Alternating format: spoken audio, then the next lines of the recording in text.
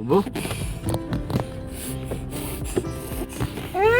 কি নতুন বছর কি তাহলে এবার বাবার সঙ্গেই কাটাবে ছোট্ট রাজ্য? ভিউয়ার্স, বিস্তারিত জানতে হলে পুরো ভিডিওটিকে না টেনে শেষ পর্যন্ত দেখতে থাকুন। ঘটে গেল এক অবাক কাণ্ড। পরিমণি আর শরীফুল রাজের ডিভোর্সের পর কখনোই রাজ্যকে তার বাবার কাছে দেখা যায়নি। তবে এইবার 2025 সাল আসবে, তারই আগ মুহূর্তে ছোট্ট রাজ্যকে দেখা গেল তার বাবা শরীফুল রাজের কাছে। পরিমণি এবার দিলেন শরীফুল রাজকে রাজ্যকে, এমনটাও কিন্তু প্রশ্ন করেছেন অনেকেই মজা করে। শরীফুল রাজ হুট করে রাজ্যর সঙ্গে তার একটি ড্রাইভিং এর ভিডিও পোস্ট করেছেন, যেখানে বাবা ছেলেকে দেখতে তো বেশ ভালো লাগছিল। বেশ অনেকদিন পর তাদের দুজনকে এমন করে দেখা গেছে। সেখানে শরীফুল রাজ রাজ্যকে আব্বু আব্বু বলেও ডাকছিল, রাজ্য বাবার ডাকে বেশ সাড়া দিচ্ছিল।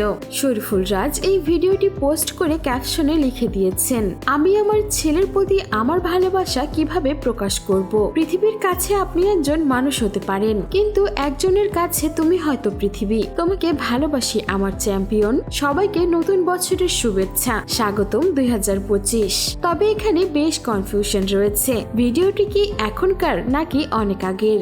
শরীফুল রাজের সেই ভিডিওর নিচে দর্শকরা বিভিন্ন ধরনের মন্তব্য করেছেন। ইভা রহমান নামের একজন লিখেছেন, পরি দিল আপনার কাছে বেবিকে। আফসানা আনিকা লিখেছেন, বছরে একবার বাচ্চাকে কাছে রেখে আদর করে বাবার দায়িত্ব পালন করেন। আবার মৌটুসি আওয়ার লিখেছেন, আপনার মতো আকাম্মা বাবা কারো না হোক। অনেকেই আবার এমনটাও প্রশ্ন করেছেন, আবারও এক হয়ে গেল নাকি শরীফুল রাজ আর পরিমণি? তবে যে যাই বলুক না কেন, বাবার সঙ্গে রাজ্যকে দেখে কিন্তু অনেকেই বেশ খুশিও হয়েছেন। অনেকেই চান রাজপরি আবার যেন এক হয়ে যায় আর তাদের ছোট্ট ফ্যামিলিটা পূর্ণতা পাক। সো ভিউয়ার্স, এই ছিল আমাদের আজকের ভিডিওটি কেমন লাগলো আর ছোট্ট রাজ্যকে শরীফুল রাজের সঙ্গে আবারও দেখে কেমন লেগেছে আপনাদের, তা অবশ্যই আমাদের কমেন্ট বক্সে জানিয়ে দিতে ভুলবেন না। আর বিনোদন জগতের এমনই লেটেস্ট আপডেট পেতে আমাদের চ্যানেলটিকে সাবস্ক্রাইব করে আমাদের সঙ্গেই থাকুন। ধন্যবাদ।